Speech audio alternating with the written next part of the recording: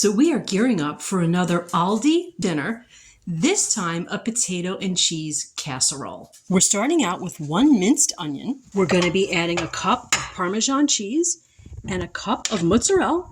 And if you have another cheese in the fridge, feel free to substitute. Let's get some salt and pepper in. I'll add 2/3 of a cup of milk. We're adding 2 pounds of shredded potatoes. And I've got 3/4 of a stick of butter melted. Get this well mixed. And we always add a sprinkling of nutmeg because my husband really loves nutmeg. Go ahead and butter a large Pyrex dish.